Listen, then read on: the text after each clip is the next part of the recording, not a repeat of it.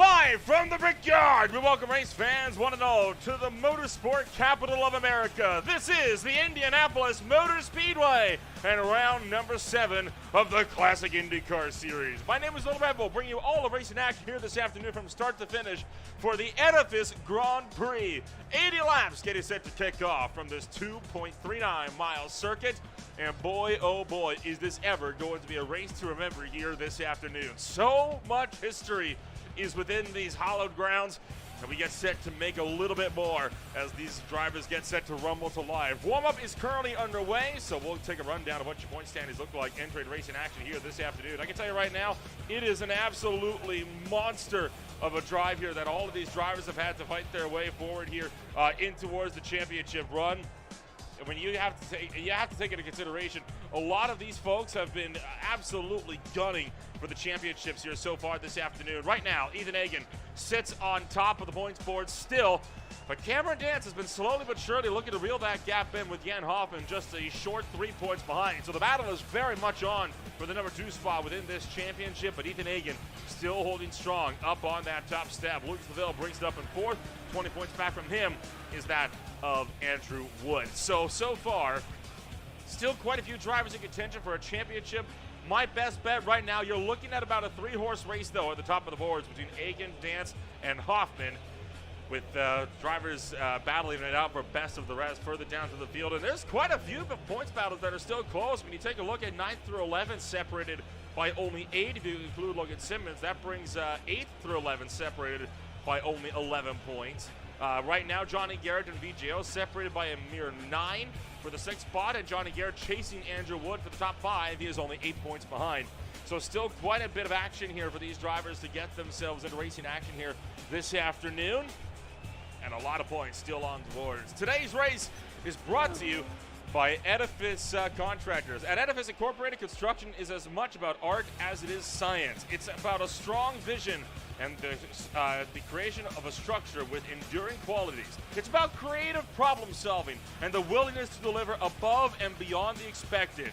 It's about passionate teams and long-standing partnerships built on trust, performance, and lasting value. For more, visit edificeinc.com. Once again, that is edificeinc.com.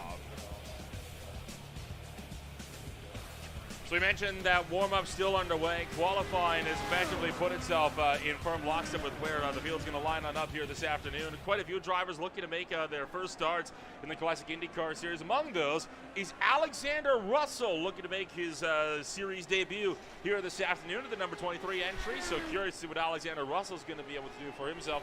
And then you've got the Brazilian Rafael Rodriguez going to be making his first start into the Classic IndyCar Series as well. So the number 80 machine going to get set to rumble to life and put himself up and around this racetrack as well. So 2 new drivers, and very, very curious to see where they're going to end up by the end of racing action here this afternoon. This is not a track to be trifled with.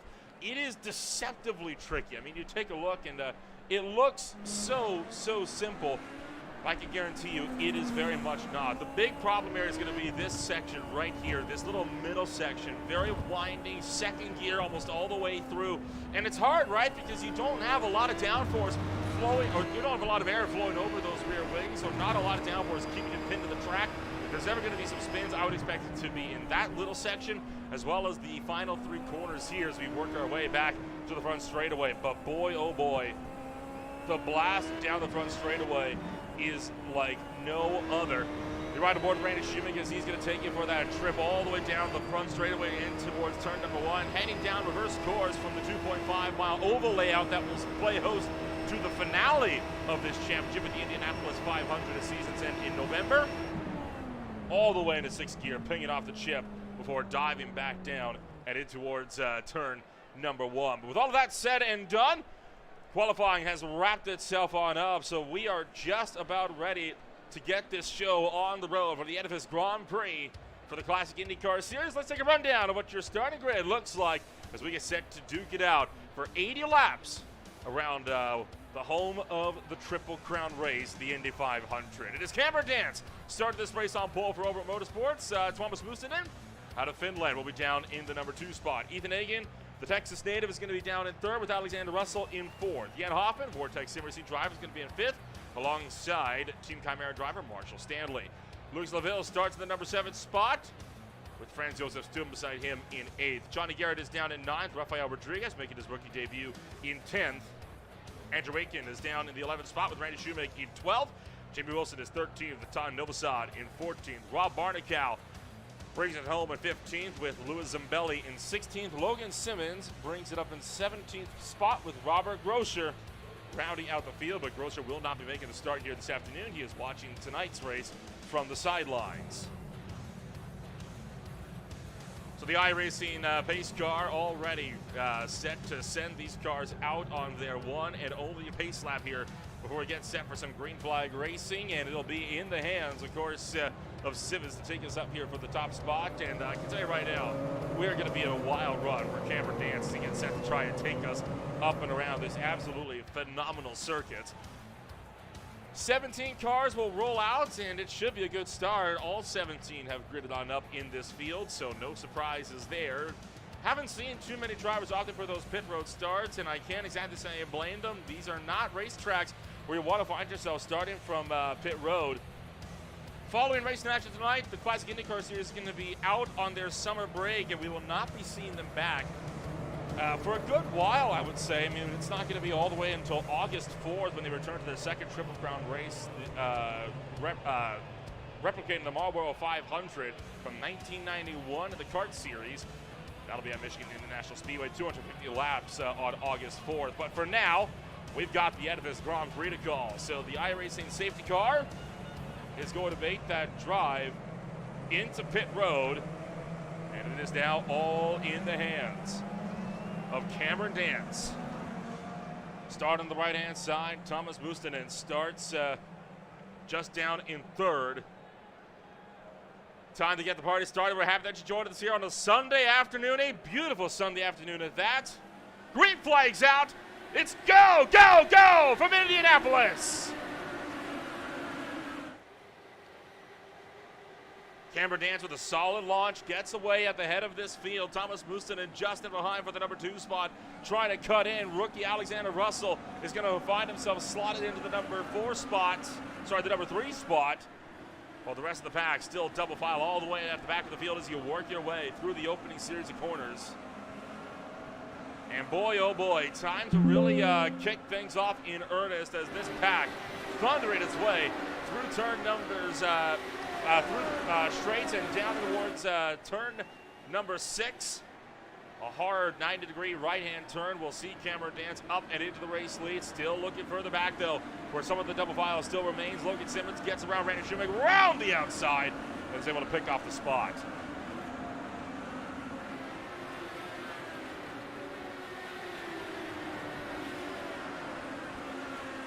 So diving our way into the final series of corners, Cameron Dance still leads the way with Mustonen just a little ways behind, trying to see if anybody can get something sorted.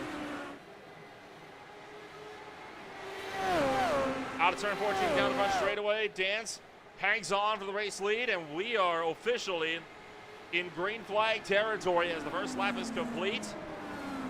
Further behind, Andrew Aiken and Logan Simmons going out of her spot, while up the road, Franz Josef Stum falling to Rafael Rodriguez. Stum goes wide, lets Jamie Wilson through, and now finds himself side by side with Logan Simmons, and Simmons going to body the Aero X driver up and out of the way. So Franz Josef Stum struggling for a little bit there as these guys get themselves rolling. Now you can see Cameron Dance working the second lap here, battling it out with Mustonen. And the number 2 driver is going to find himself still running in that second position. We did have it off on that first lap. Johnny Garrett having problems. Oh, ran into the back of one of the Vortex Sim Racing cars and just sent himself wide and into the grass. He did get himself back on track safe and sound, but he is now down in pit road with pretty hefty damage. It looks like he's going to be out of the race. So tough break, down and out early on. Turning lap number 3 as the The field slowly but surely making their way back to the start-finish line. Mustonen making the look to the right-hand side. Oh, Dance locks up! Deep into turn number 1 goes Cameron Dance. Mustonen round the outside of turn 2, takes the lead away.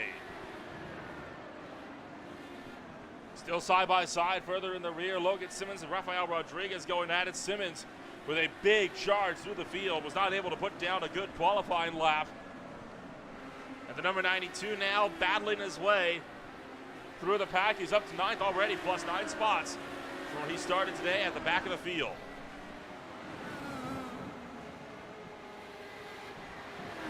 Simmons now looking to apply the pressure to Jamie Wilson, and could we see Wilson being put under some heavy fire here?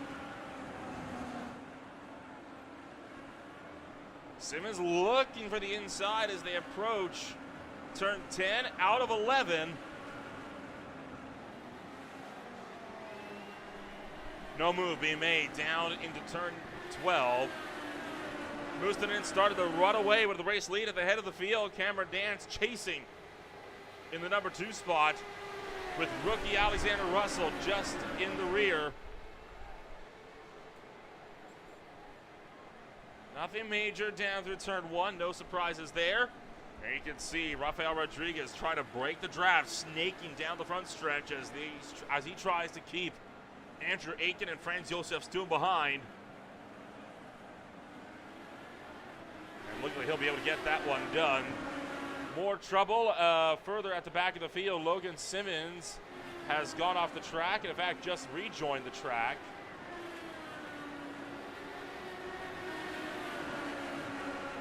Simmons under some heavy fire right now because he's got Rodriguez trying to get around the outside. He's going to go the long way into the 90-degree left-hander, makes it work. And here's Andrew Aitken. Unable to make a move just yet. Simmons now going to try to battle back against a charging Rodriguez. Take a look at what happened to Simmons here. This is in turn 3, approaching 4. Just lost the back end. Carried that car through the grass. It was a nice save. But then Louis Zambelli went off the track as well. And whoa, boy. Step in the back end now for Zambelli through turn 12. And now, trouble Rodriguez sideways, stopped out of the final corner. Oh, look out! And another car hard into the wall. That's going to be Rob Barnicow. That tanked the inside barrier. I think got a little unsighted by Rodriguez, and that is going to destroy the race for the Brazilian. Was in for such a good day today, and it's going to fall apart. The battle's on for the number 2 spot. We'll take a look at what happened to Rodriguez and Barnicow in a moment, but this fight for second on back is on.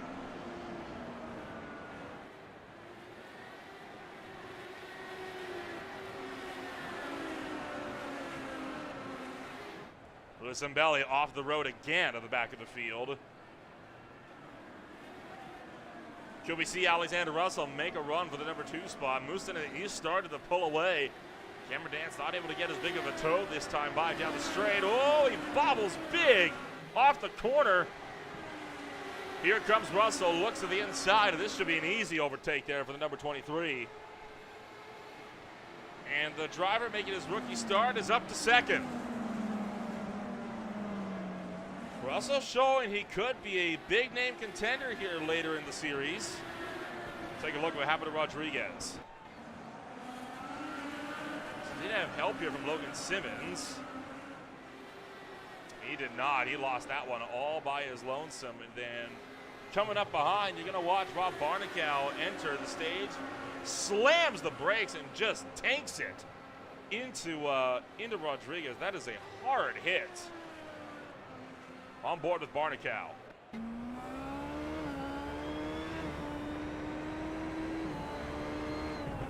Yeah, that was all reactionary there. He checked out to try to keep it out of Rodriguez. And unfortunately hit the wall as a result. And there was Zambelli having his second off-track excursion of the race. A lot of action. Only 6 laps, 7 laps now into the race so far.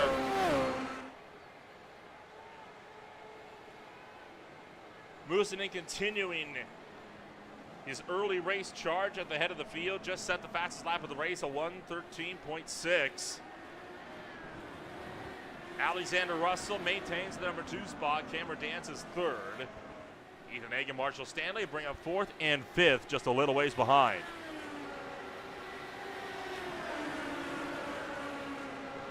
Cameron Dance looking to put Russell under fire here, and right now Russell has not been able to close up to Moosonen as much as I thought he might from the early pace he's had this race. The number 22 car definitely the man to beat this afternoon.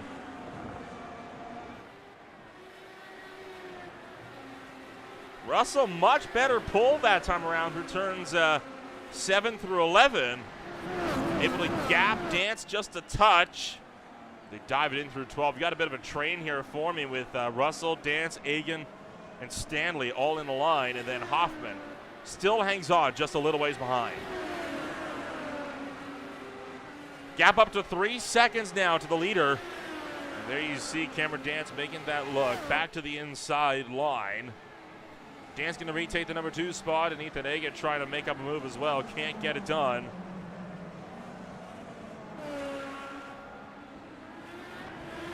Russell in a fierce fight, trying to cling on to a podium while Ethan Hagen is looking to battle his way through.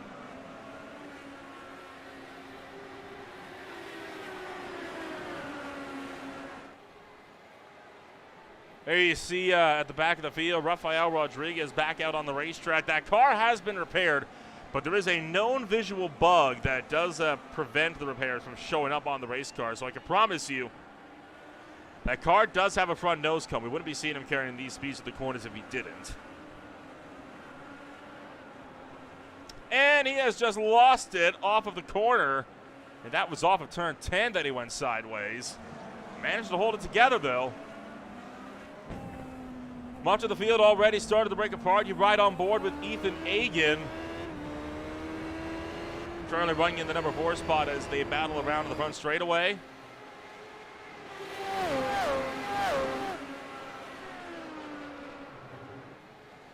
Alexander Russell continues to cling on to that 3rd place.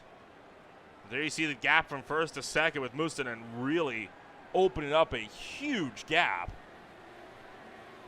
Right now, lapping about 3/4 tenths of a second a lap quicker than the cars behind. Cameron Dance swings wide through turn 4, then 5. Oh no, look out, holy cow. Cameron Dance with the save of the year right there. Ethan Hagen drives around him as a result. Marshall Stanley couldn't make a move, but I can tell you right now that Cameron Dance just had to change his race shorts. Take a look at this. Yo! Cat-like reflexes for Cameron Dance. That was a monster of a save. I can promise you, not a lot of drivers are able to pull that off cleanly. That is talent right there. Take a look at how far sideways that car gets. Power sliding it through turn 5 and 6.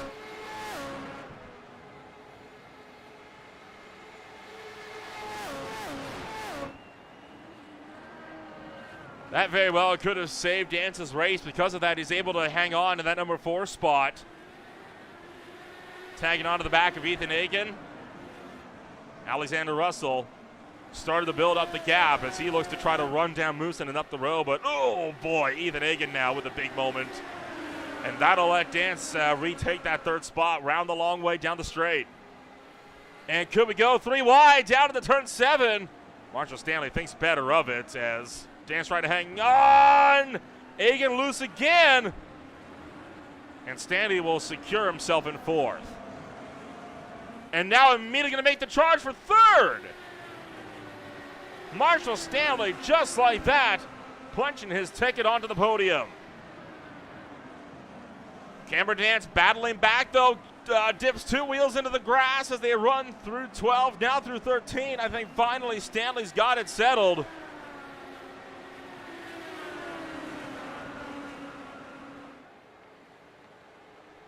Boy, that got exciting there for a lap or two. Marshall Stanley still in the fire. Cameron Dance looking back to the inside as they dive through turn 1. Problems again for Rafael Rodriguez. This car has seen better days for sure this race and just looped it through the 5-6 chicane.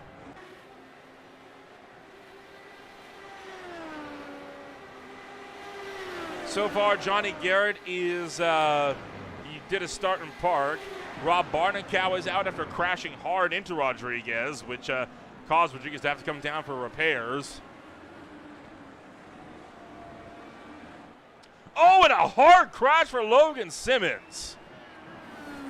Simmons has absolutely clobbered the barriers. So here we see the rest of the field starting to close in. Let's take a look at what happened to Simmons here. And this knocks the iconic motorsports driver out of the race. Oh, clipped the grass on entry, and boy, that's a huge lick. You saw that car pick up off the ground, and when it did, it was over. Just could not keep that thing underneath him as the rear wheels lifted up, and that is a huge hit. On board. You could hear the hop, and there was no stop of that car once it took off. So we're down 4 from 17 that started this race. At this point, 13 remain on the racetrack. And only a dozen laps in, so once again, attrition hitting the Classic IndyCar Series early. Hoffman thought about a look there down the inside of Ethan Hagen, decided against it.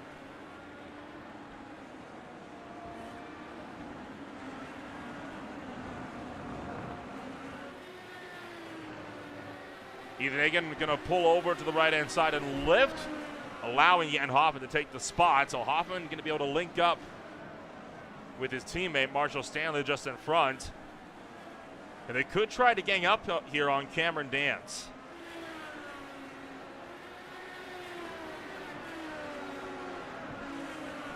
Thomas Mustonen way out in front. The number 22 entry, only making a handful of starts so far this season, has been on fire. Opened up a 5-second gap. His pace is started to drop off somewhat. His last lap was 4/10 slower than his quickest. But still quicker than every other driver behind. He is the only car right now that's lapping in the 113s. Everyone else is in the 114s right about now. Don't put out Alexander Russell, though. The rookie has been making waves in the early portions of this race. So there's still very much a chance that we could see Alexander Russell driving towards the front and battling it out for position. Zambelli drifting wide into the grass again, while Jan Hoffman and Ethan Hagen look set to do battle. LaVille, Wilson, Aitken, Sturm, Shoemake, and Novosad, along with Zambelli, are the only cars left on the racetrack. And further in the back, a couple of them started to close in. Randy Shoemake starting to make a close move on Franz Josef Sturm.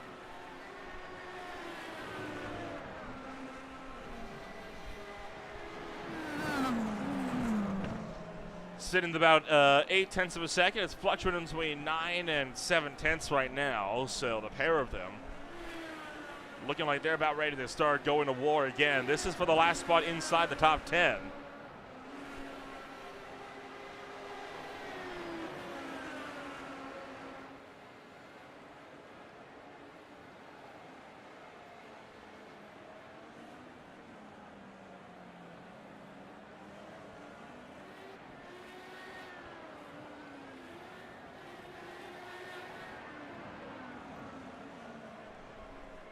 I do think Randy Shoemake is the quicker of the pair. He does appear to be closing in somewhat convincingly.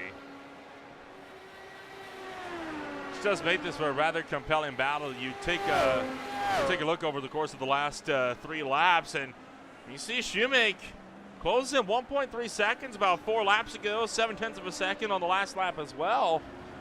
And he's even closer this time around. This, I think, is going to be a battle that'll be shaken up pretty quickly here. But I think before we get to that, we're going to be seeing a closer battle picking up here for fifth with Jan Hoffman and Ethan Hagen, as Hagen has been really driving it in deep, trying to get back to the gearbox of Hoffman. He did let him take the spot earlier on. I think may have thought that Hoffman could have charged up a little bit more effectively than he has.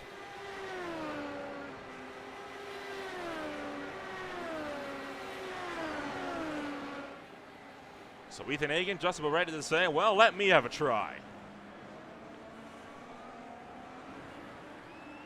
Of course, there's also the question of how much fuel our driver's looking to save. We're about halfway through our first fuel stint of the afternoon.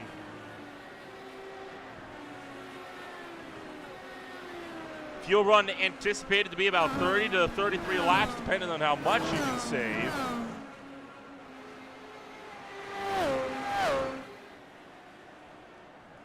Which is always the big question, right, is how much can you save on the fuel numbers? And we've seen one of these races come down to fuel mileage early in the season. It was heartbreak at the Charlotte Motor Speedway for the Vortex Sim Racing team as one of their drivers ran out of fuel on the final lap of the race. On the backstretch as well. So fuel mileage, never an impossibility in CIS.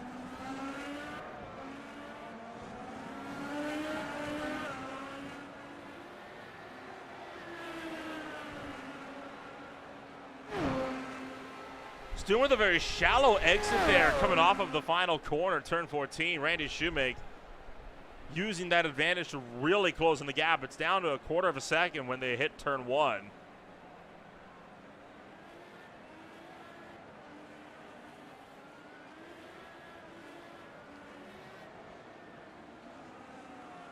But so far, Stu continuing to hang on pretty steadily against Randy Shoemake, and that is obviously good news for him.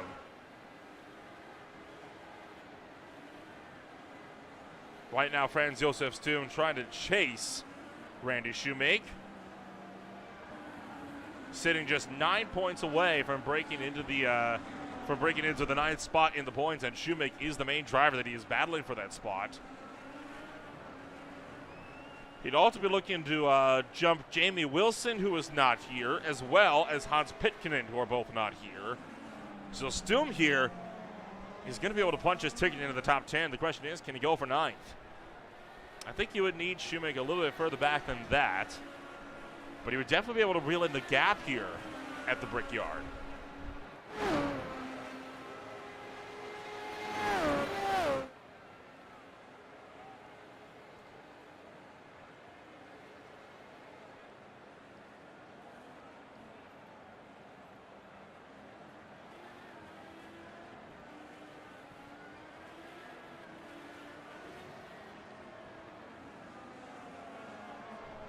The gap started to spread up a little bit more here, looking like Students finally found the rhythm, starting to get the hammer down as he tries to open up the gap on Randy Shoemake behind, 0.7 of a second and growing. The battles for the top spots have broken apart quite effectively.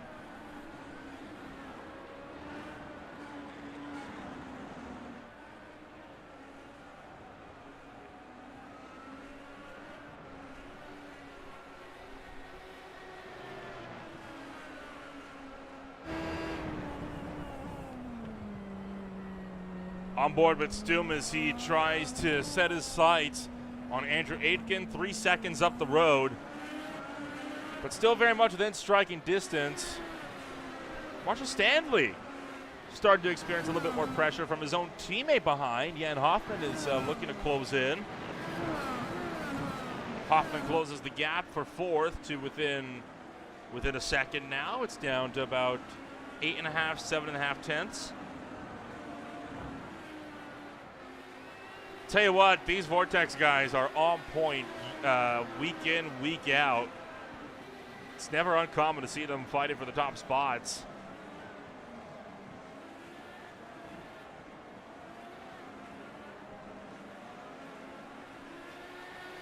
At the head of the field, Thomas Musadin's pace has not dropped off.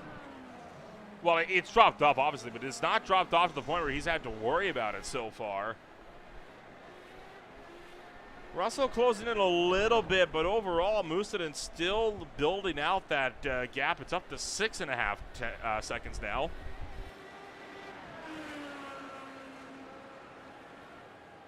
Mustonen really showed a lot of that early race pace, which was extremely impressive in the early going. Was able to really make a dominant pass for the lead, and has been running away ever since, not looking behind. He's trying to turn this race essentially into a hot lapping session for himself for the next 60-odd laps.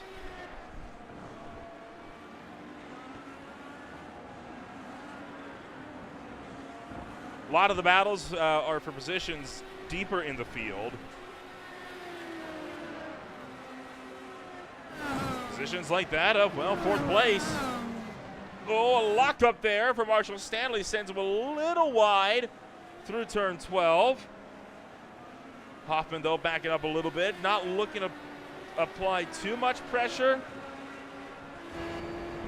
Recognize that it is still a teammate in front of you, and you still don't want to be the one that's taking out your teammate.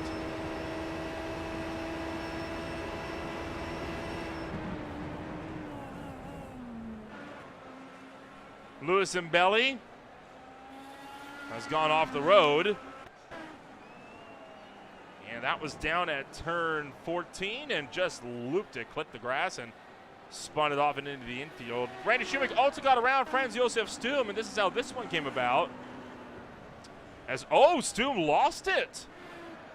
Franz Josef Stum lost control coming through the turn 7 to 11 section. Just took too much curve, and it went. So Franz Josef Stum now back by 4 seconds on Randy Schumacher, having to go on the recovery drive now to try and reel all that time back in. But considering how evenly matched they were, that's a tall order. Oh, look out! And off goes Marshall Stanley. Stanley swings it way wide, keeps it off the wall, and he's going to take the opportunity to come to pit road. That might be a wise move. The way the laps are coming down, you would have to make a pit stop with around 20 to go. So Stanley going to come in early and flip the strategy around. So an early call then for Marshall Stanley to come down to pit road, but this one could be a good idea here. He lost so much time with that half spin on the racetrack, you may as well come to pit road. The entry's right there. It's less of a time loss than if you tried to get back up to speed.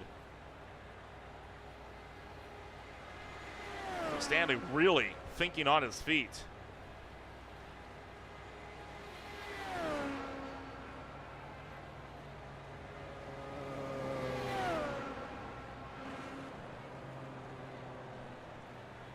Disengages the pit limiter as the approaches turn 1, trying to see if he can beat out and get on the front of Todd Novosad so he's not stuck behind lap traffic. And he'll do just that. Right. All eyes on Stanley now as we get set to see what this strategy change is going to mean for the 25.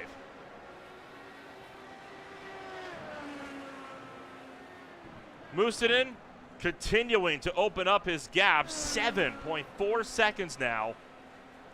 Absolutely untouchable at the head of this field.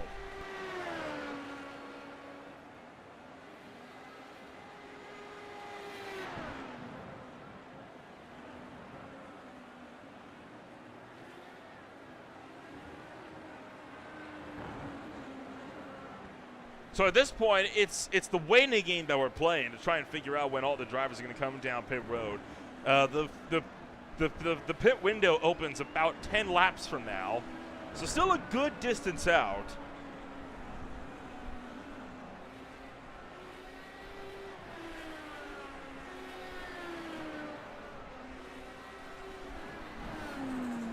Jan Hoffman still trying to reel in Cameron Dance, who sits just over a second and a half up the road.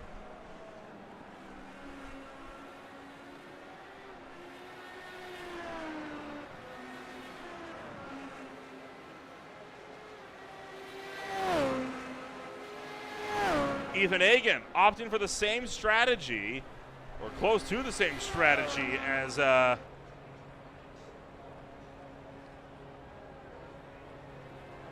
as Marshall Stanley, he's going to be down at the pit road well before lap 30, and he's not the only one. Jamie Wilson pitting in as well. And the Team Chimera car, not sure where I got to the fact that Jamie Wilson wasn't here. He very much is. He's right now into the pits, down in 7th. I suppose that's a good thing when you run such a quiet race that the commentator forgets that you're here for a moment.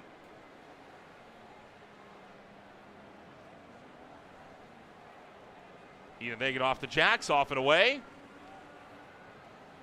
Franz Josef Stum will get around him, and here comes Marshall Stanley looking to do the same. And that's a tight race on pit exit, but Hagen's going to get out in front. So Ethan Hagen's jumped Marshall Stanley with that pit call. And then Jamie Wilson coming out right behind Todd Novosad. And in fact, a lap down now has boosted and lapped him.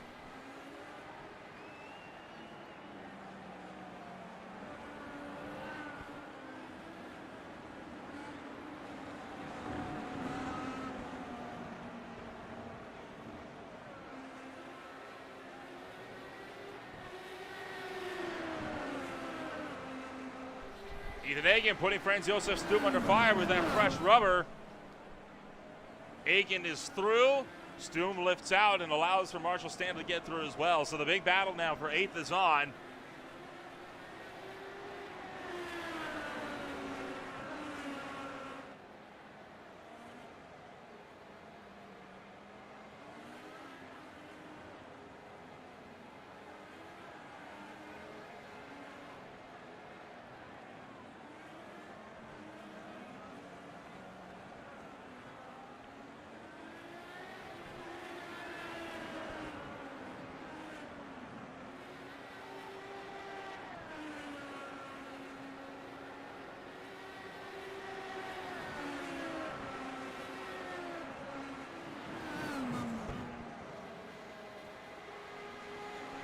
So Hagen and Stanley continuing to duke it out as they go at it for 8th and 9th. Right now, Ethan Hagen doing a fine job on hanging on against Marshall Stanley.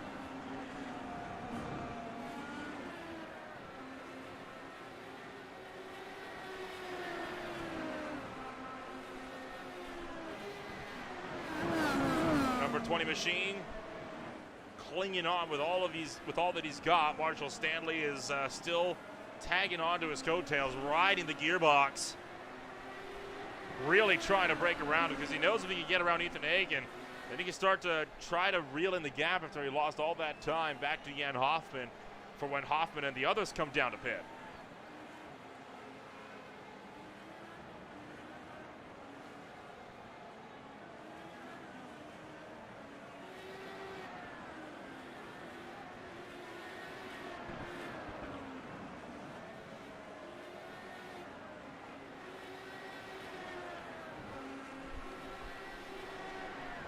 Ethan Hagen, though, driving it out in front as Marshall Stanley lost momentum. He had a good charge going, it just didn't quite go his way. About 5 laps ago, Louis Zambelli had another incident. And this is coming down through turn 10, I believe, and just picked up the back end. Goes for a half spin, no hard, no foul. Todd Novosad coming under pressure from Jamie Wilson, and Franz Josef Stum has gone off the track. So Stum swings it out wide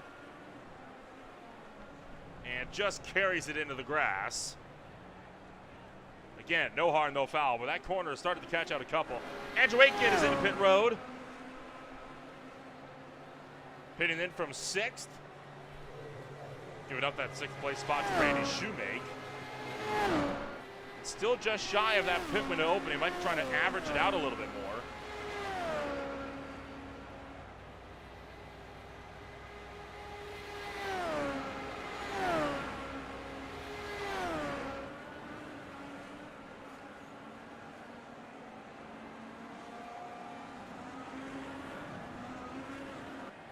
So for Randy Shoemaker, he has continued to scrap it out with Ethan Egan up the road, and now Egan really looking to close in the gap. Lewis Zambelli, though, kind of in the way, and that's a bold move going around the outside for Ethan Egan. Zambelli really stacked Shoemaker up, though, and now I see Zambelli going off the circuit again. But right now, Shoemaker under some heavy fire from Egan behind.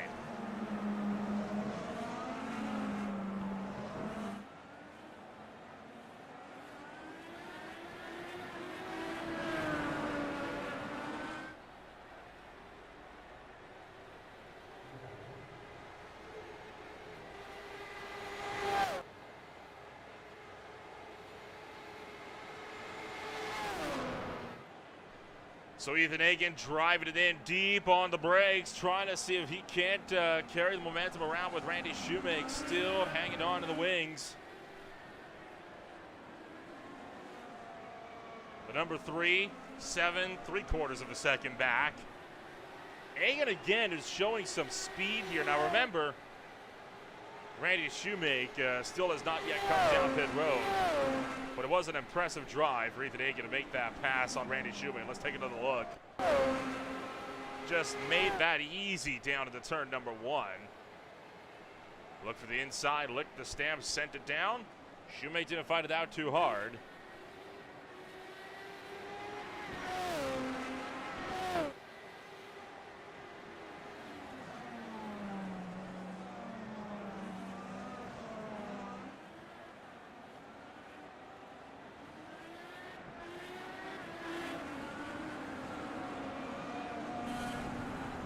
Oh, and off the track again goes Franz Josef Stum up the road in the number 11 spot.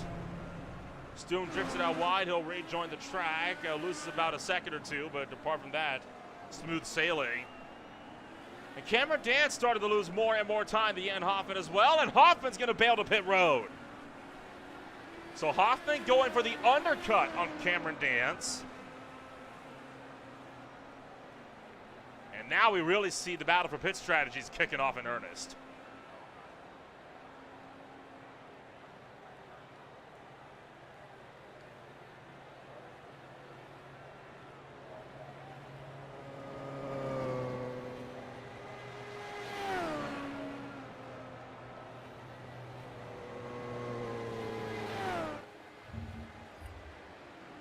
So right now, Hoffman is in, Stum's in, Zambelli is in. So all 3 cars looking to come down to pit road and get some fresh rubber on, top those Dallara Aero 5s up and getting ready to rumble.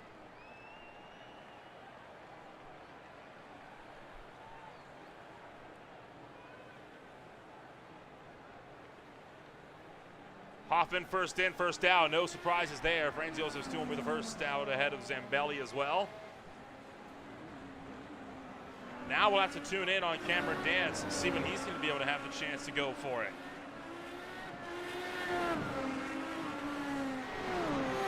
Cameron Dance opted to stay out a little bit longer. Looking to run this tank dry.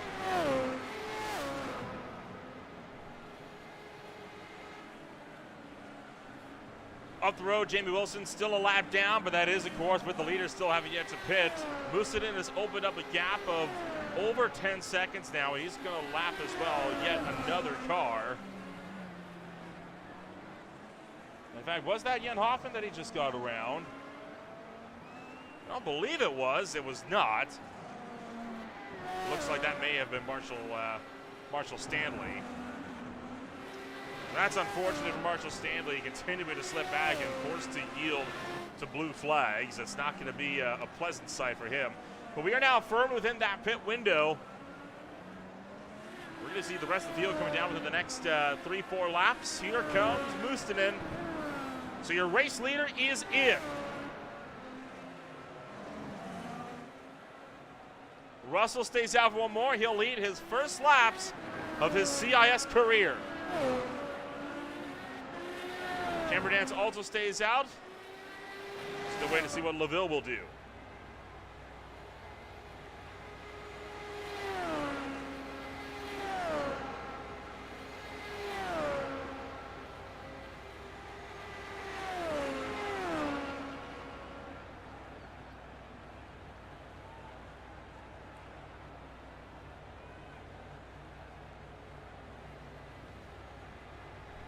Boosted in, drifts it into pit road, and he is going to get up on those jacks. So far, average pit stop times have been between 8 and 10 seconds. About 11, though. It's a bit of a longer stop than most. But that, of course, would be the result of having to put in a little bit more fuel for running your stint out long. It also means less fuel to put into the car later. So boosting his back into the racetrack. Oh, and Zambelli into the wall. Zambelli strikes the wall. He'll take the tow to pit road, and he might be calling it game over. Oh, wow. That's an odd one. Kind of drifted off, and then, well, it was on from there. Russell's into the pits. Dances into the pits. Take a look up on the track map, top right of your screen. Cameron Dance in pit road. You can also see Jan Hoffa, the main driver that he was battling with, working his way through turn 10 and approaching 11. It's a very long pit road, an agonizingly long pit road. Can Jan Hoffman undercut Cameron Dance successfully on the strategy? Dance is working his way through 13 and now has the long run down the front straightaway. You're going to be able to see him at the tail end of at the back of the shot there. There you see Jan Hoffman making his way down the front straightaway. Dance is out of pit road, but it won't be enough. Jan Hoffman drives around him. Hoffman with the successful undercut. He's up to 4th. And that will translate to 3rd once Lucas Laville pits.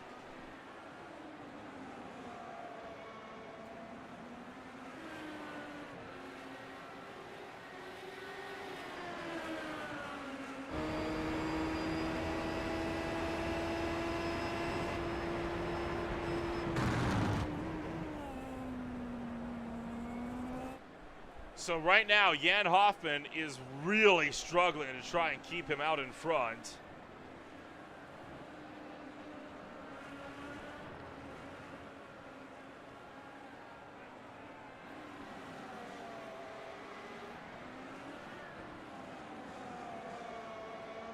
Cameron Dance on a tear, looking to drive through and take the spot up, but right now, all eyes firmly on this battle for 3rd. Laville's in the pit road. Here goes Dance, making the look to the inside for turn 1.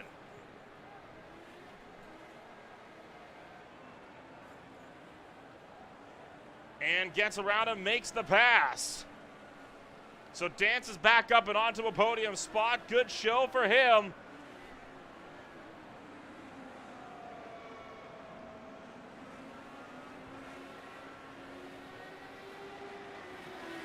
Dance up to 3rd, Hoffman down to 4th. You still see Dance parking that car middle of the circuit, trying to make sure that Hoffman can't get the run back down to turn 7. What a move, though, down to turn 1. Dance retakes the 3rd spot, and now he's got about 3-4 lap pressure tires. We'll have to see if he can use that advantage to open up the gap and start pulling away from the field, or at least from 3rd. They're already separated from most of the field.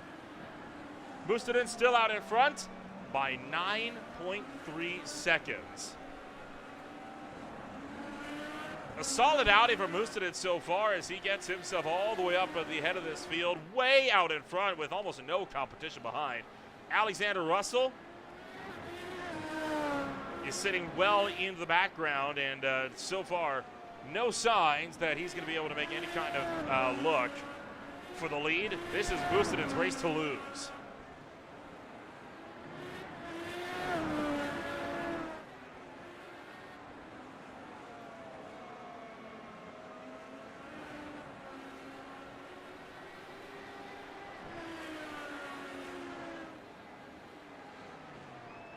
.3 seconds out now for Dance and Hoffman. Meanwhile, Marshall Stanley pulling over to the right-hand side, letting Jamie Wilson through. So I think Stanley right now very much is in race preservation mode. Just just wanted to make sure that he can be there to fight for some of these spots at the end.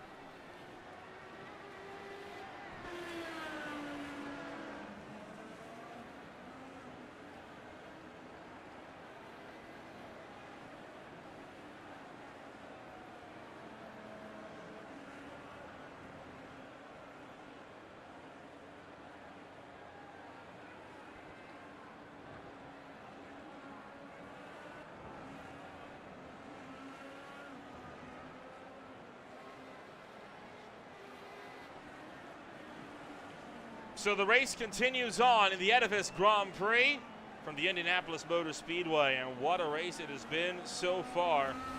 We're going to take ourselves with a step back. When we return, it's more racing action on Green Flight TV and ESTV for the Classic Indycar Series from the Brickyard.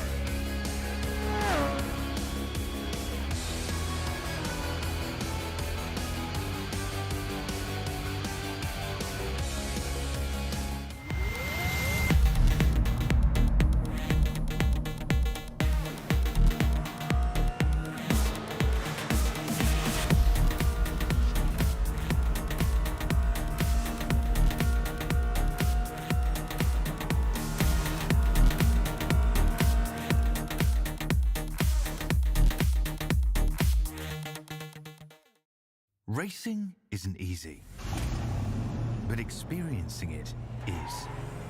iRacing puts you in the driver's seat with the industry's leading sim racing game. Drive on laser scan replicas of the greatest racing circuits from around the world. Go head-to-head against other drivers chosen by skill-based matchmaking to ensure competitive racing at every level. Compete across all your favorite series in officially licensed cars engineered to deliver the most accurate driving experience possible.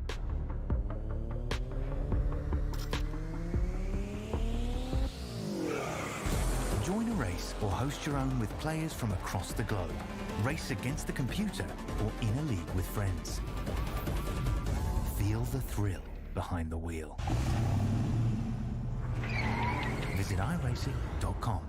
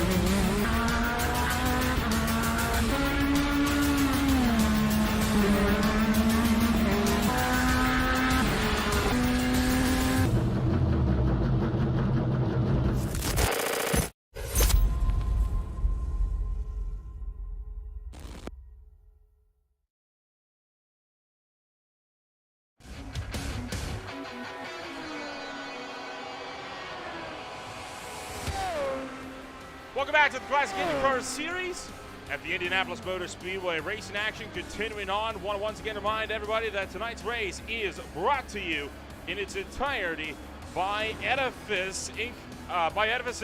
For general contractors. At Edifice, construction is as much about art as it is science. It's about a strong vision and the creation of a structure with enduring qualities. It's about creative problem solving and the willingness to deliver above and beyond the expected.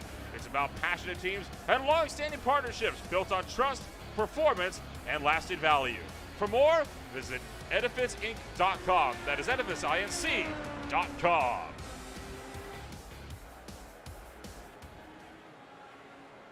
So racing action continues on. We are nearing the halfway point. If you are just tuning in, welcome to the show. My name is Lolo Bempo, bringing you all of action here from start to finish.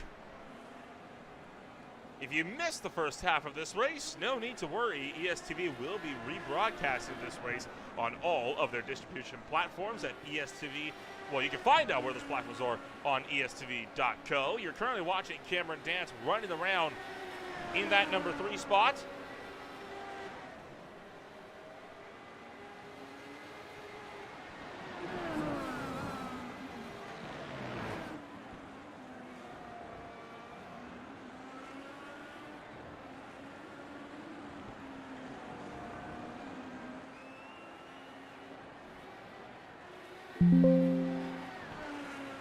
So right now, Boosteden, Russell, Dance, all in the lead of this race. Boosteden officially starts the back half of this race. He runs in the lead 10 seconds ahead of Russell. He opened up that 10-second gap within the first 12 laps or so of this race and has been running away with it ever since. Alexander Russell in his rookie start. Stu doing a phenomenal job running down in second with Cameron Dance back in the number 3 spot. Jan Hoffman is back in 4th, just a little ways behind them. They're separated by Andrew Aitken. Ethan Aiken, previous race winner here in the series, is all the way down in 5th, 27 seconds back, and again, trying to get around lap traffic with the former Randy Shoemake. Lucas LaVille in no man's land. He runs in the 6th spot, 40 seconds behind. 10 seconds behind him is Jamie Wilson, just making his way onto the front straightaway now. And then Marshall Stanley brings it up as the last car on the lead lap. And you can see the race leader just a little ways behind, entering turn number 12. Andrew Aiken is the first car, 1 lap down. Randy Shoemake has joined him not too far away as well. Todd Novosad is also 1 lap down with Franz Josef Stum down in that 12th spot.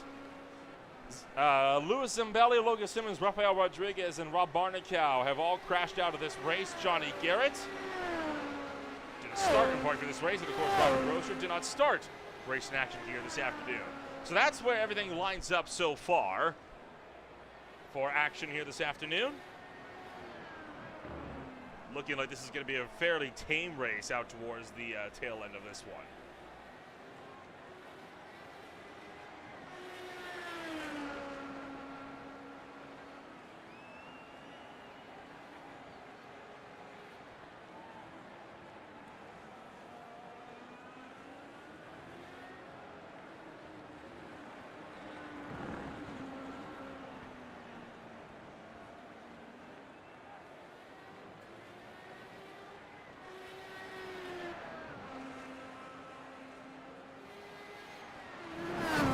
So still with under 40 to go as we work into the back half of this race. Once again, the Classic Indycar Series getting set to enter the summer break, and we will not be seeing the return after today until August the 4th at the Michigan International Speedway, 250 laps for the second of 3 Triple Crown events. And then we slow it down for what I believe should be about the slowest oval race of the season at the New Hampshire Motor Speedway.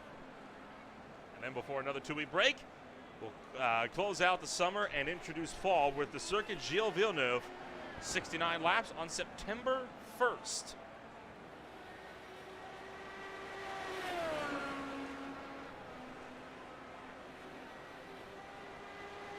Meanwhile, coming on up on Green Flag TV, tomorrow night, the High Tide Racing League MF Racing Designs Cup Series has their 16th race at the Michigan International Speedway. They'll be running out at Indianapolis Motor Speedway. Michigan is where the round of 16 closes out. So Indianapolis, it'll be, again, that Indy doubleheader that we were talking about yesterday during the VSCA Sports Car Championships JRT Summer Sprint. And that'll be coming at you 9 o'clock p.m. tomorrow night. First round of the playoffs in the round of 12.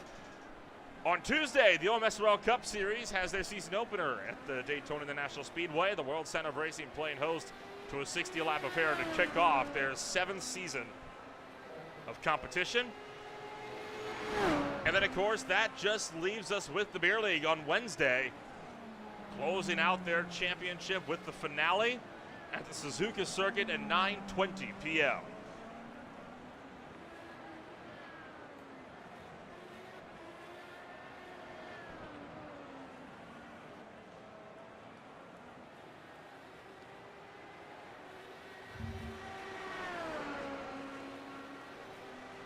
So Mooseton continuing to keep that strong drive at the head of this field while you've got others like Todd Novosad and Franz Josef Stum a little bit further behind. This right now, the closest battle between two cars on the racetrack is between Novosad and Stum with one car between.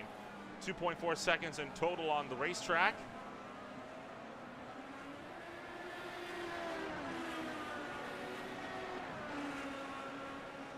And with both trying to see what they can do as Franz Josef Stum is looking to be closing in. Stum, if you remember, had that off a good while ago.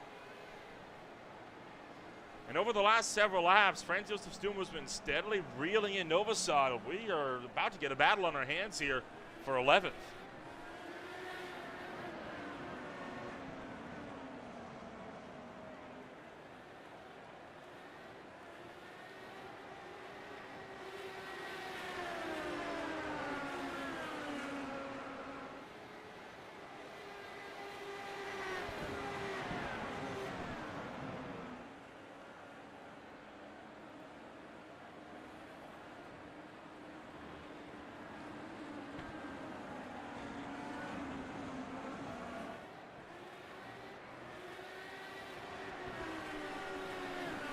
Franz Josef Stum still hanging in there, just about a second back, and seeing if he's going to be able to get himself in there. And you can tell he is very, very steadily closing in. This is about to get wild at Indianapolis. We've seen already how these battles can overflow at a racetrack like this. Quite a few drivers have fallen victim to this circuit's many hazards. How about that 1.3 seconds gain last time by? Franz Josef Stum has found the rhythm, and he is absolutely on top of it. Chasing after Todd Novosad, ready to get around the 36.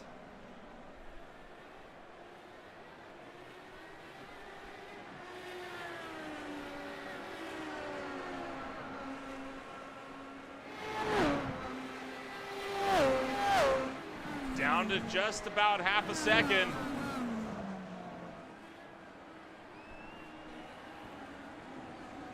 Oh, he's going to break it up, though, as Todd Novosad started to extend that gap again. He's starting to feel the pressure, starting to get the hammer down just a little bit more.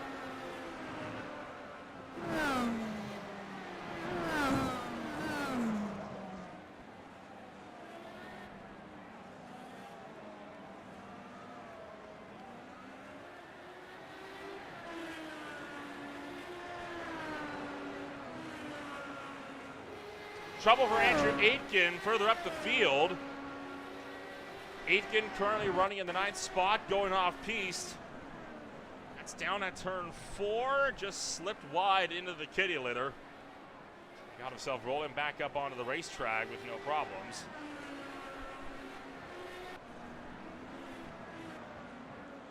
I don't know. I mean, Franz Josef Stum has been able to close in so much, but it's almost like he's hit a wall now, and he can't close in any more than he's got.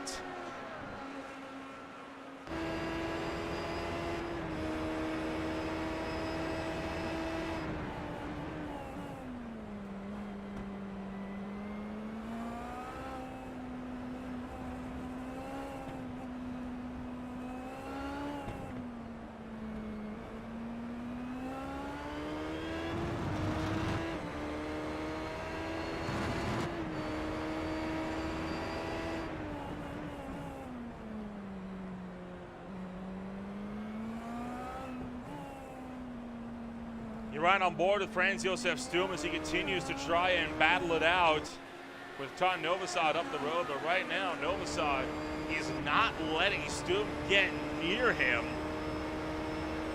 6/10 though, closing back down, half a second apart. Is this the moment?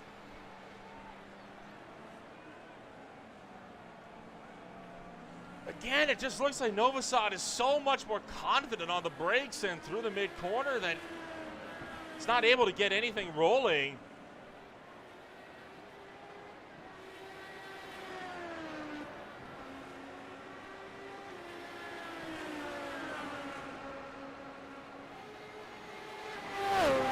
Novosad trying to see if he can make a look, and right there you can see Stum, he made a peek to the inside, not able to get down to the inside though. He's still just too far back.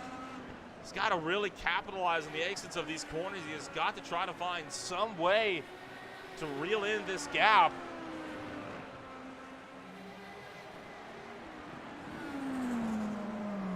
It looks like Franz Josef Stum is so much better throughout the third sector, all the way down to the front straightaway, but it's really at turn one where Novosad starts to open up that gap again.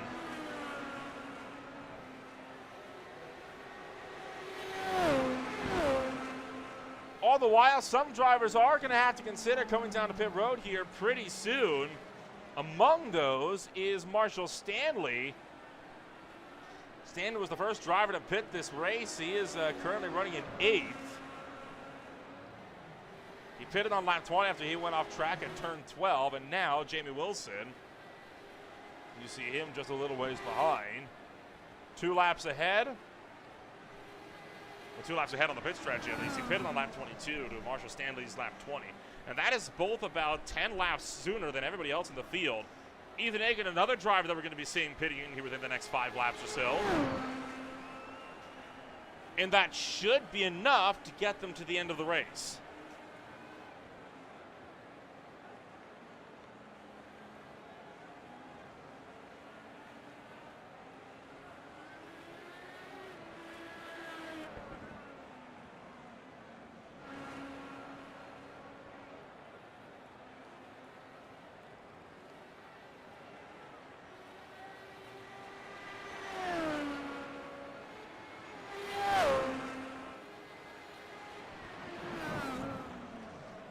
Franz Josef Stum, well, he's just thrown the battle away. He was closing on the Novosad and now 5 seconds back. He's had another issue, and unfortunately for him, this time he's going to find himself down and out of the battle. Caught a bit of curb, but that's all well and good there. Down through 13, and low speed getting on the power. Yep, sure was.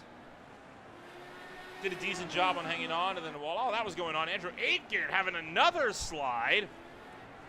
Spears it into the grass, and that let Randy Shoemake through. So Shoemake is now into 9th, but Aitken is not far back at all right now. Andrew Aitken running in that 10th position, 1.7 seconds behind, still looking to close, 30 laps to go. But again, the problem, Aitken has got to pit in about 5-10 laps.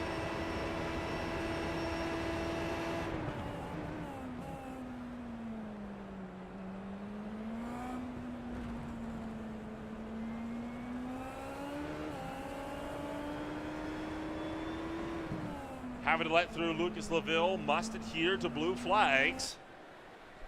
So Laville gets through, and that's going to break up this battle for a little while longer.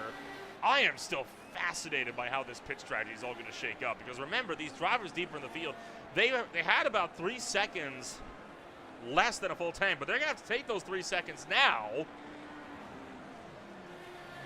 Stanley getting deep on the brakes. He's pitting now, and this will take him to the end.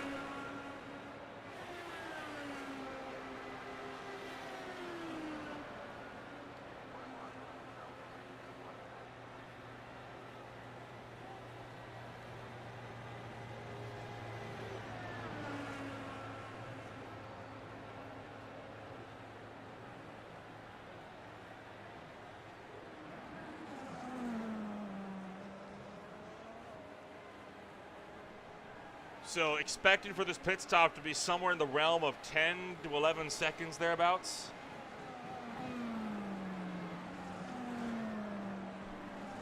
There's the tires. Only 9.9 seconds. So a bit of a shorter stop still. Might be having to do a little bit of saving. But he's pretty much running by himself. I think he can afford to do that.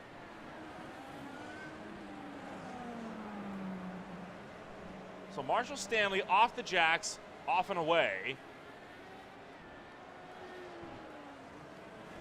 Cameron Danton, Jan Hoffman, 2.5 seconds back.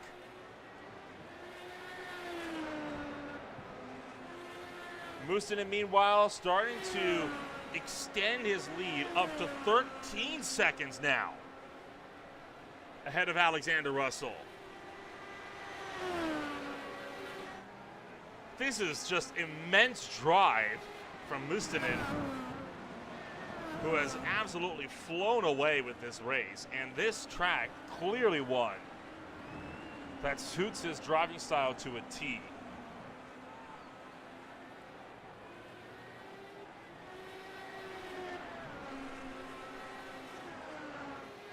We are well within that pit window, so if you pit now, you are good to go to the end.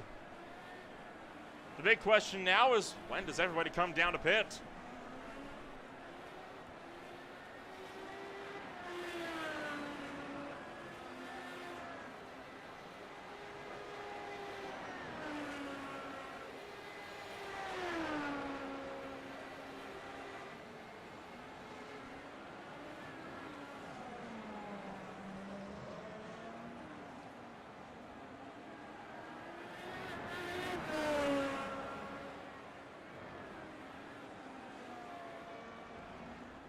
Oh, Randy Shoemake carries himself off piste. And that will let Andrew Aitken close in just a touch. He's up by about 2 seconds now. So Shoemake loses out a bit more to Andrew Aitken. They now sit 3.6 apart. They were previously over 5. That's what Aitken was hoping for. Now he's hoping he can make one more mistake to get him fully back in the fray.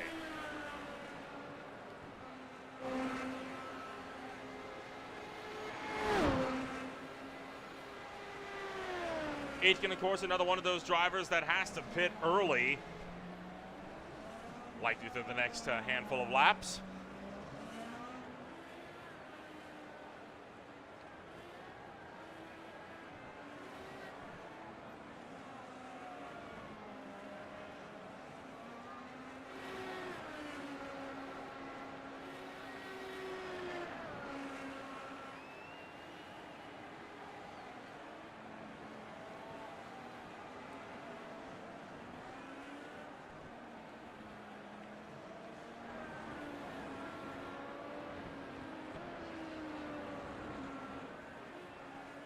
Tracking, of course, your current pit stop windows for pretty much everybody in this field. Ethan Hagan just came down to pit road. This is for the top 10. We'll extend this to the top 12.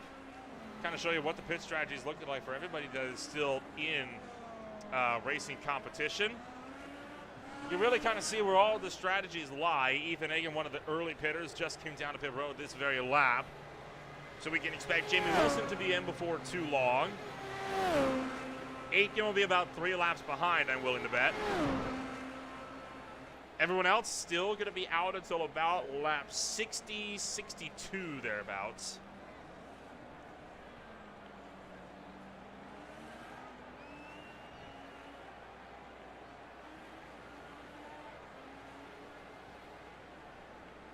There's Ethan Hagan up on the jacks. And after 10 seconds in the box, he gets himself rolling.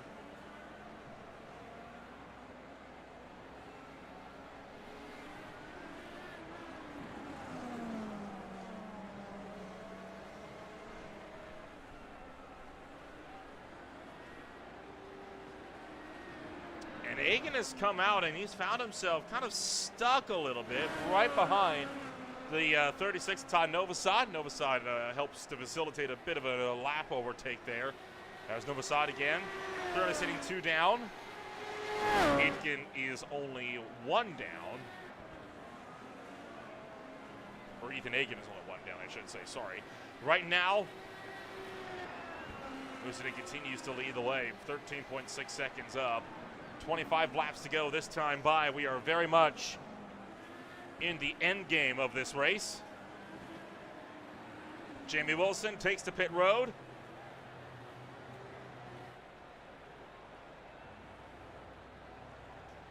So Wilson is in. Now, of course, again, that question remains, what about everybody else?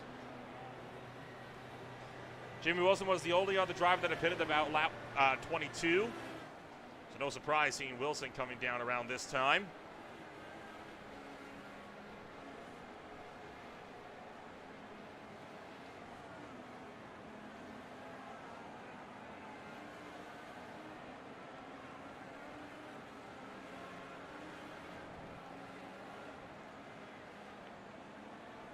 .8 seconds in the box. Fastest stop so far in this second pit stop stint.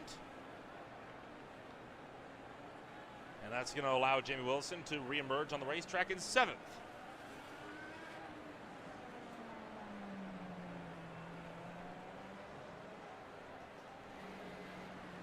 The closest battle on the racetrack is between Cameron Dance and Jan Hoffman, separated by 2 seconds. Hoffman undercut Cameron Dance by about 3 laps on the first pit stop stint of this race.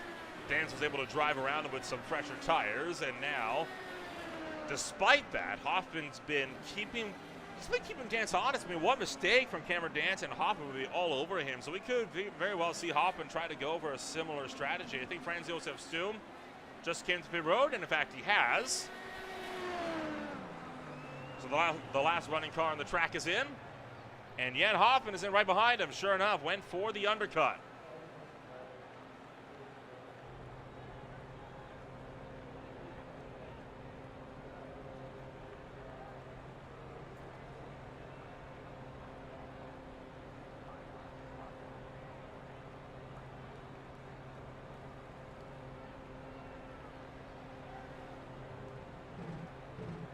Lucas Laville is in just behind. That should allow for Jan Hoffman to retain his 4th place run.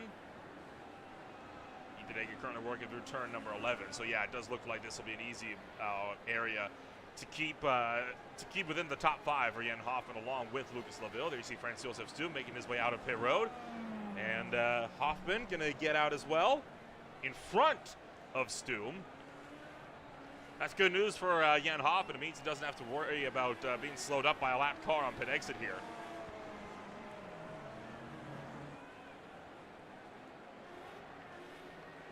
Andrew Aitken is in a pit road, so this final pit stop stint kicking off in earnest, just 3 laps away from lap 60 of 80.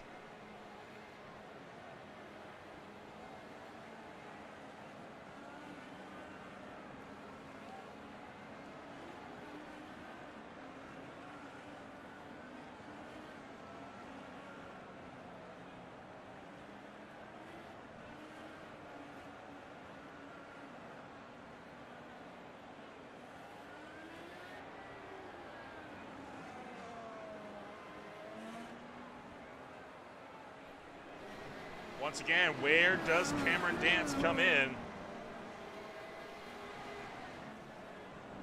Jan Hoffman working through turn 14 now with some fresh rubber, trying to see if he can put himself into a decent scoring position. At this point, unclear if he'll be able to really make that work.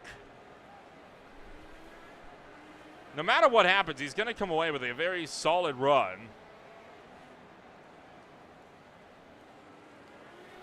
I would imagine a 4th place at worst, a 3rd place at best right now. Dance, once again, looking to run this stint out as long as he can.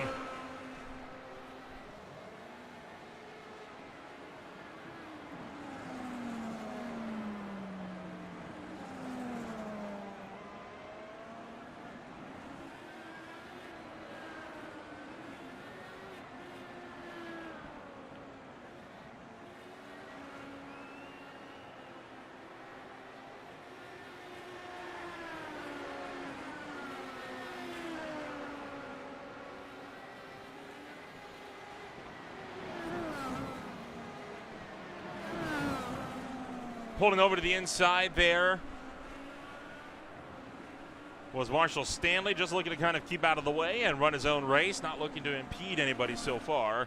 And Hoffman still working the front straightaway. Right now about 47 seconds behind that of Cameron Dance.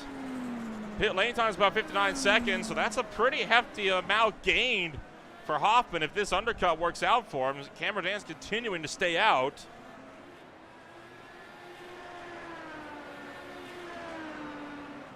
Hoffman put down his personal best lap of the race last time by a 1:14.1. Lapping right now over half a second quicker than Cameron Dance. If he can pull out a big enough gap to jump Dance, then Dance might not be able to do anything about it this late in the game.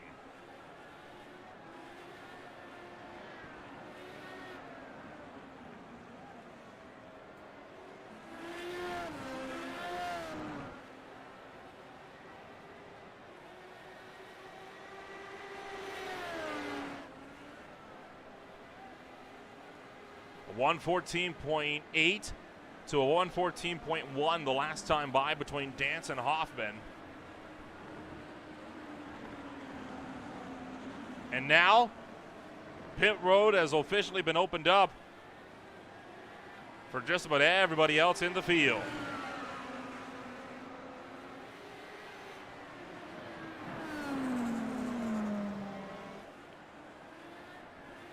Dance continuing to stay out, not looking to come down pit road yet. Right now, the top three still have to pit. 8th and 9th all still have to pit. Everybody else is good to go to the end. So a small handful of cars that we're still waiting on to come down pit road.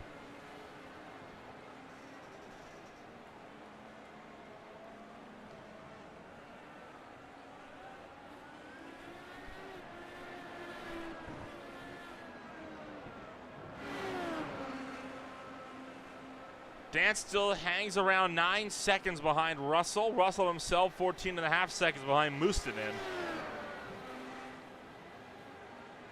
Tell you what, this has been one of the cleanest races I think that we've seen all season long. I mean, this race has not seen too much in the way of major incidents, and that's what we like to see. Your race leader officially into pit road.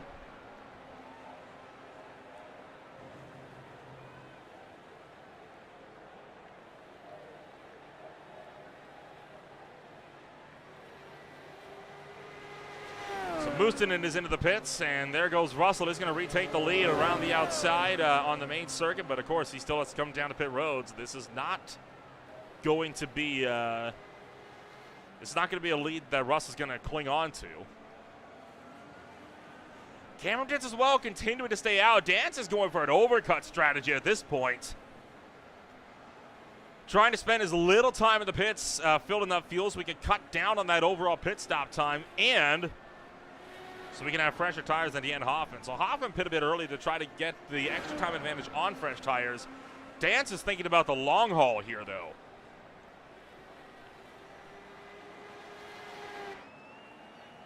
Other drivers like Randy Shoemake still running in no man's land. Novosad in no man's land. Same with Marshall Stanley, Andrew Aitken.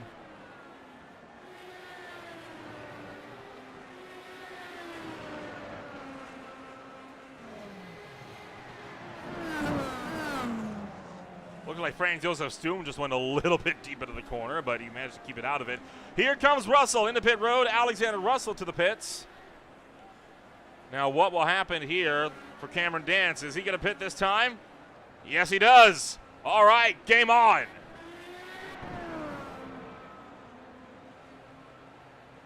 Once again, big ticket question. Can Jan Hoffman get out ahead of Cameron Dance in the pit stop window?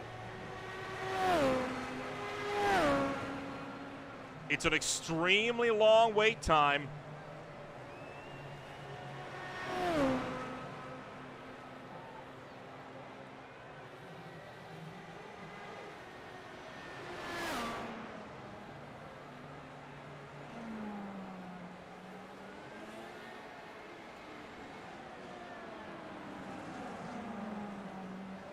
Hoffman coming around, turn numbers 13 and 14, but Dance is already in the box.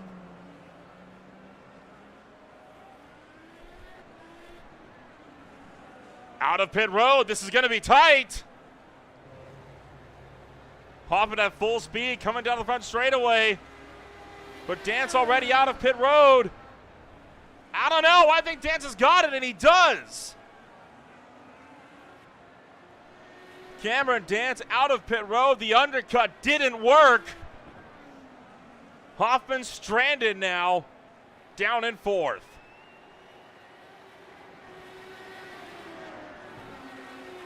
Quite a few cars still with a bit of time left in them before this race comes to a close. Tom Novosad is into the pits. Let's take a few laps on board with Andrew Aitken as he looks to take us home to the end of tonight's action.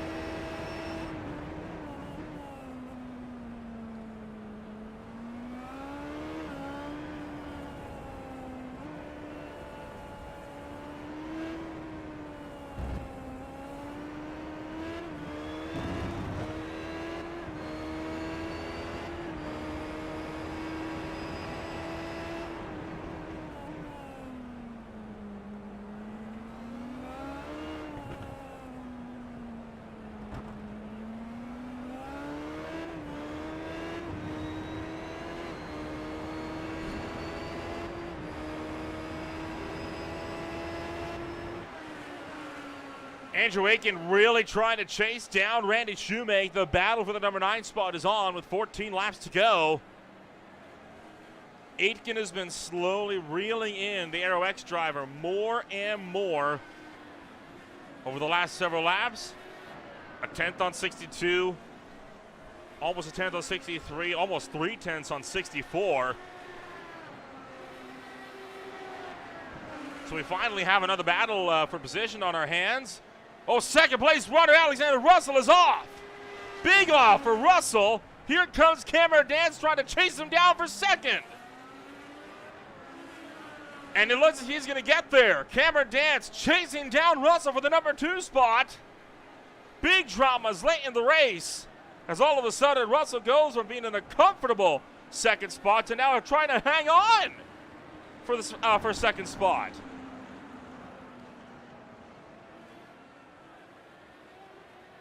What the heck happened here? Has he caught the curb?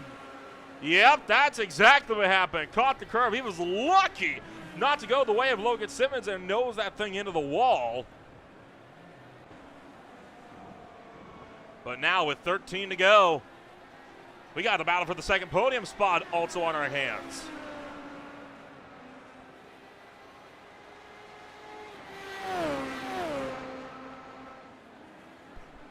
Russell weaving across the track, trying to see if he can break that draft. The problem is Cameron Dance is on the same tire strategy right now as Russell, and Russell just smoked his Firestones with a high-speed slide. So right now, by almost every metric, it's an advantage to the Orbit Motorsports driver running in the number 3 spot.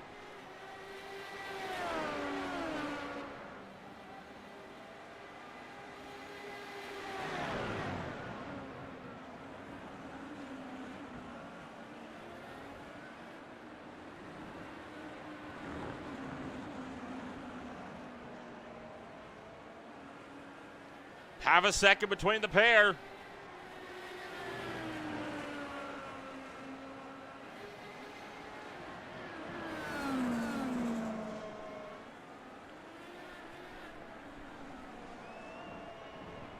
One mistake from either, and that'll spell the end to this fight.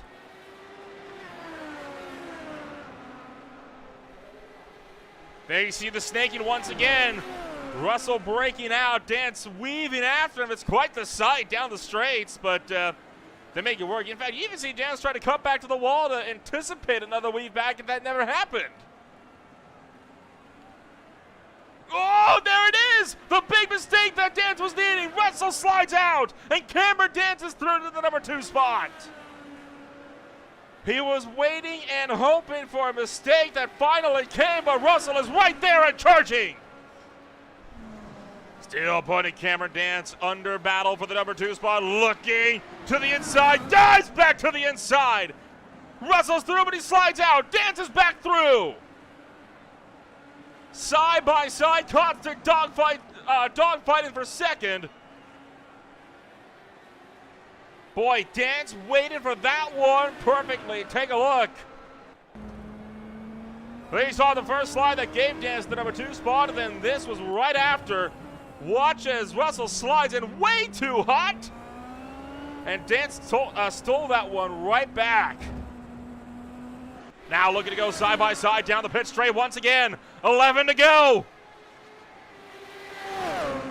11 laps remain, and then now Russell's right there. He's going to poke to the inside. They're both good to go to the end of the race. Russell diving for second down to the turn number 1. But Dance trying to cross him back. Couldn't get the momentum through 3 or 4. But he could have something here. Marshall Stanley letting 2 drivers through.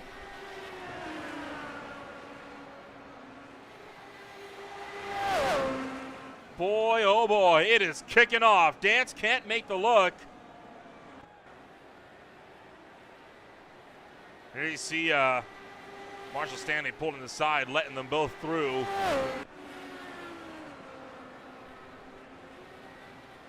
Russell continuing to cling on to that second position. Talk about a bad break for Russell. He was doing so well, was 15 seconds off the leaders, yes, but a good 8 seconds up on Dance, and all it took was one spin, and all of that is gone. Now he is fighting for his life to stay on the number 2 spot.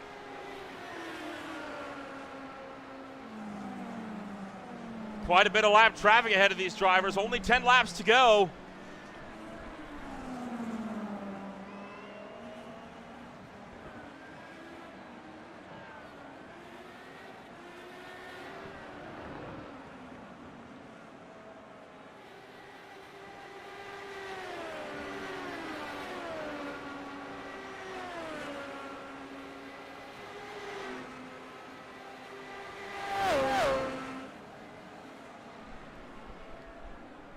Man, you know for a fact that he is sweating bullets right now, Russell, trying to keep Dance behind. Whoa, look out!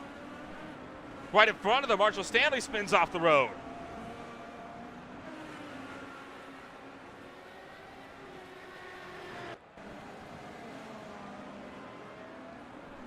Just too much throttle, picked it up, and good night.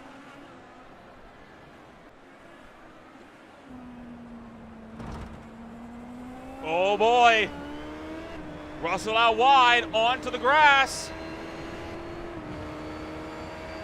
Dance once again with a pretty big charge. Over to the right-hand side. There goes Russell, trying to defend down to the turn number 1.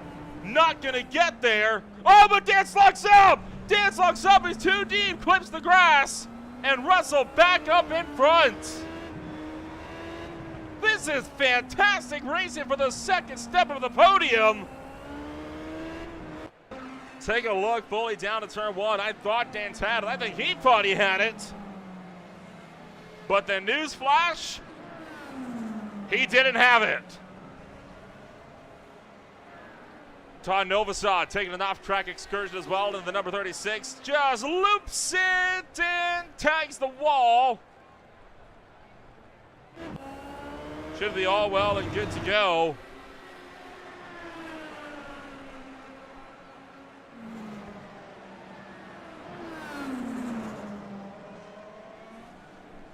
Once again, Cameron Dance getting through, and oh, what has happened to Russell? I think Russell let him have it. What's happened here? Jumping back. Russell blinked out for a good while. Flash back in front of Cameron Dance. Oh, I think he may have taken too much curb. He may have taken too much curb. That could have been a slowdown. And now, Russell way behind Dance. But the good news again is that Cameron Dance has got quite a bit of lap traffic in his way that he's got to get around. Oh, but Russell twitches the back end out. And could that be game over? You got the battle for second. Right in front of them, the battle for 8th. Randy Shoemake trying to hang on against Andrew Aitken with just 7.5 laps left on the docket.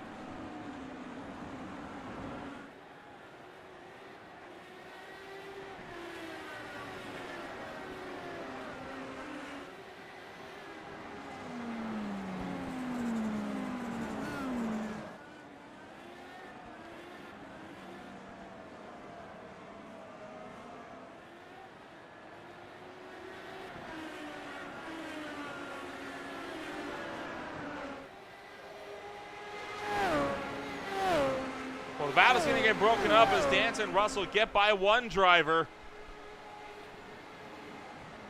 Aitken going to pull over to the right-hand side to let them both through, and that, again, is going to allow for Russell to close in just that little bit more. Gap is back down under a second.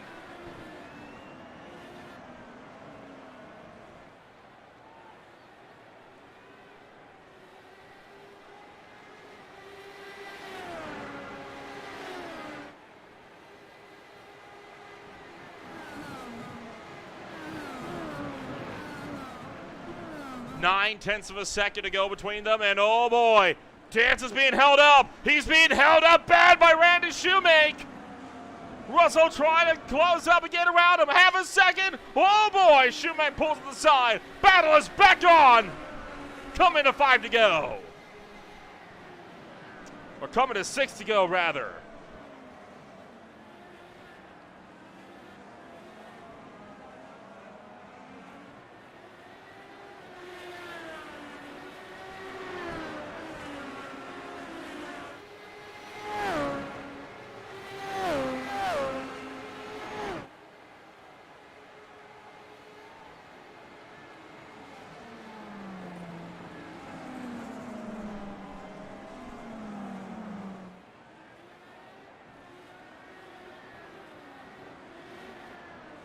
Cameron Dance struggling to hang on. Alexander Russell is right there, ready to pounce.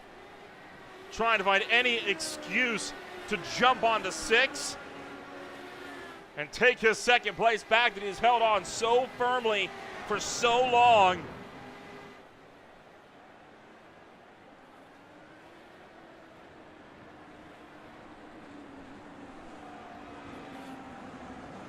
Five to go, this time by.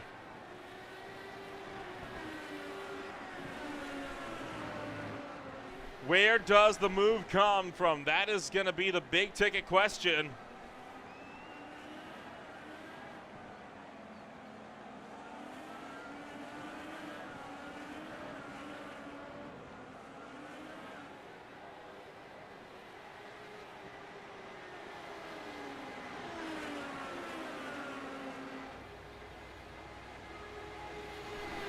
One of the Team Chimera drivers allowing this battle to get through without any incident, but looking like Dan starting to open up that gap.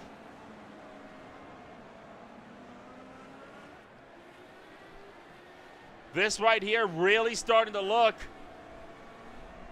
like it could be the one. I think Dance has got it, barring any further issues. They've gotten by all the lap traffic they're going to encounter throughout the course of this race.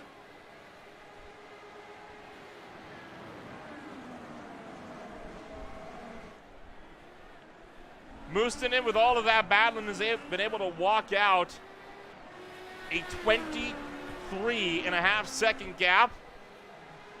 He'll take 4 to go.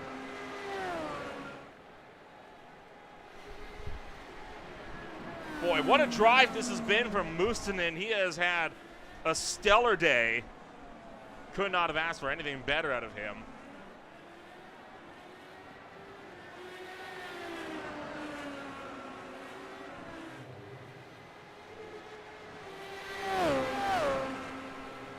Dance and Russell still scrapping it out, half a second between them with 4 to go.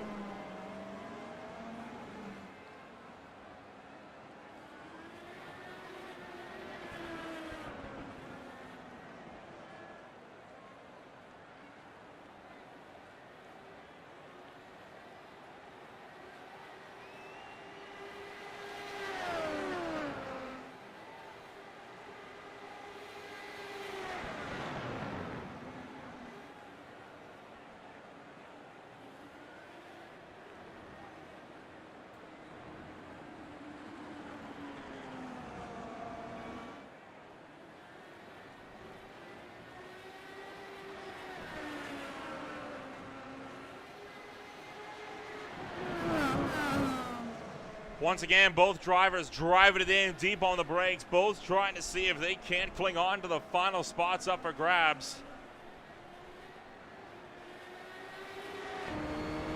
On board with Russell.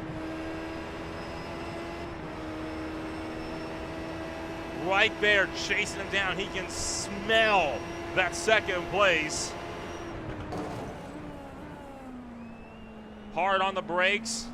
0.4 of a second between them, but right now, just like Dance had done earlier, Russell's hit a wall, and he cannot break through.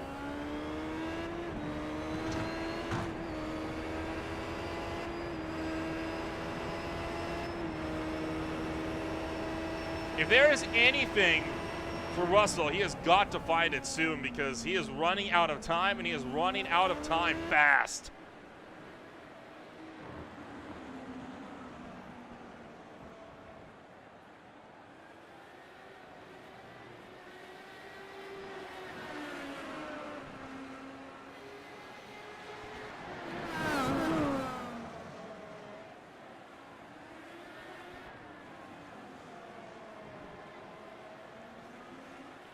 For Russell, it is tantalizingly close.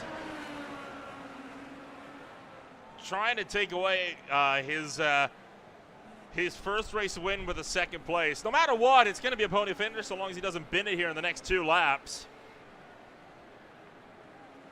But boy, wouldn't this be a ride. What a debut that Russell has had, and I think no matter what, you have to call this a success. At this point, he's just going for some bragging rights. Right there, closing up, under 0.3 of a second. Can he get something down to the turn 7? Ah, not quite. Still just too far back.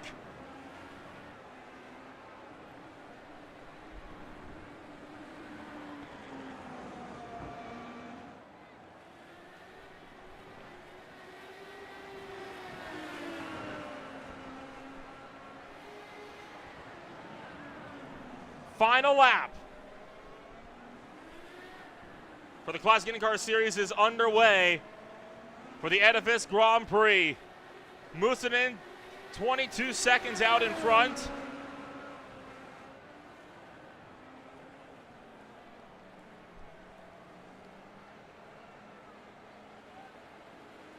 Dance goes defensive, trying to hang on. Russell trying to hang it around the long way. Can't get it done. Boy, this battle is going to go right down to the wire. You can see it coming.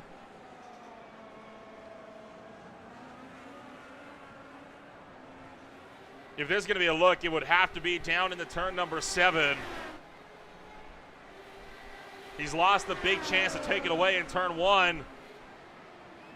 Oh, but no look. Meanwhile, Tuomas Mustonen crashed out at Pocono, and a few weeks later, he's going to go from 0 to hero in his second ever start. Mustonen wins in the Classic Indycar Series.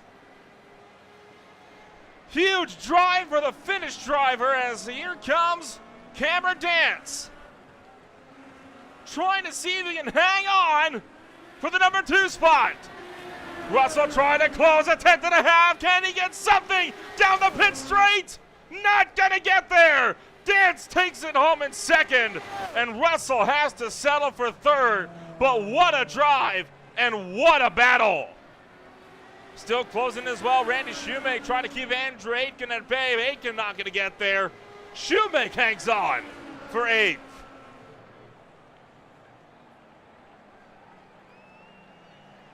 Boy, oh boy, an absolutely thrilling drive. Could not have asked for anything more.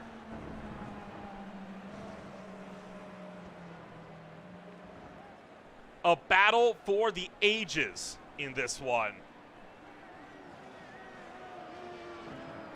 With all that said and done, we got your official post-race results ready to go. So this is how everything finishes up after a wild one at the Brickyard. Tuomas Mustonen takes his first win of his CIS career, 23 seconds ahead of Cameron Dance on an absolutely commanding drive. Dance broke around Russell and was just barely able to hang on for the number 2 spot. Jen Hoffman finishes in 4th, with Ethan Hagen in 5th. LaVille was in 6th. Jamie Wilson 7th, 1 lap down. Wilson, Shoemake, and Aitken were 2 down, along with Marshall Stanley. Todd Novosad and Francisco Sum were both 3 down, with Louis Zambelli, Logan Simmons, Rafael Rodriguez, Rob Barnicow, and Johnny Garrett all not finishing race in action tonight.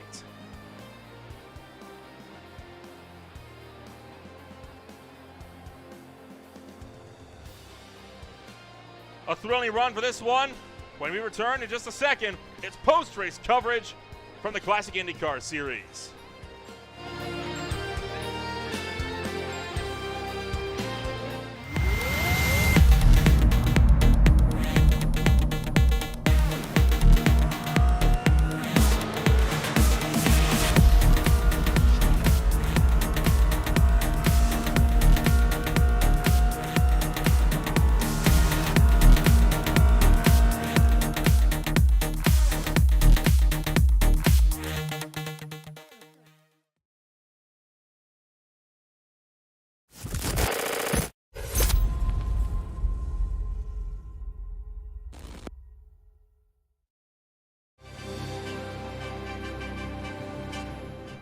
Welcome back to the Classic IndyCar Series and a post-race coverage from the Edifice Grand Prix.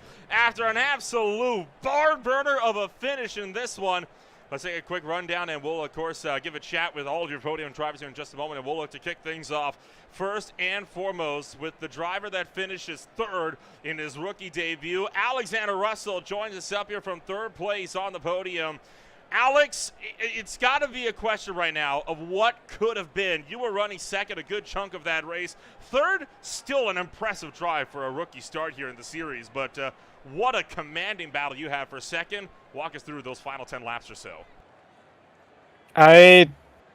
It's hard to be disappointed with third, but I am very, very disappointed. It was an unfortunate moment. I think I clipped the grass a little in the chicane, and it just came around. There was nothing I could do.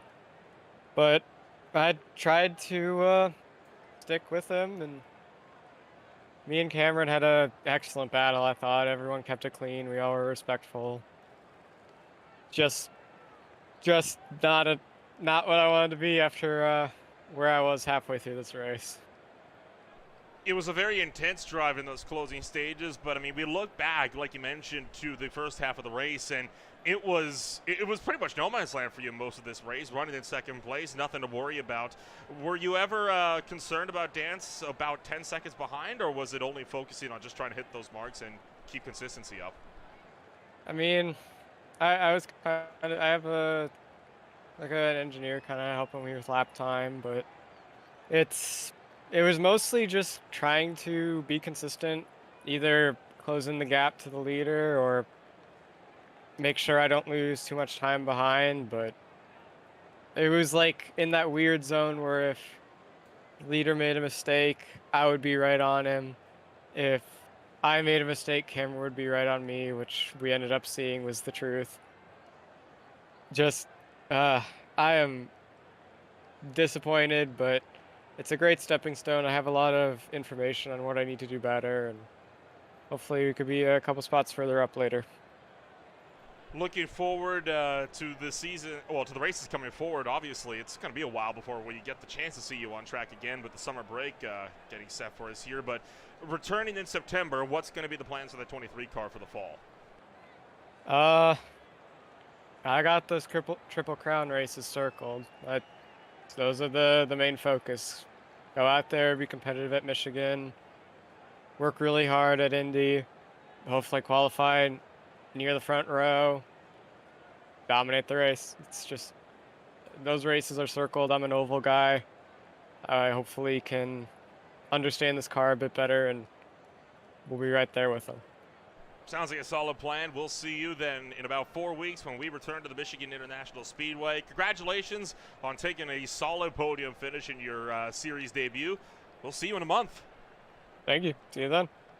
Alexander Russell taking home an impressive third-place finish at the end of the afternoon. Let's take a rundown, and we'll chit-chat with your second-place driver, Cameron Dance, will join us up for second.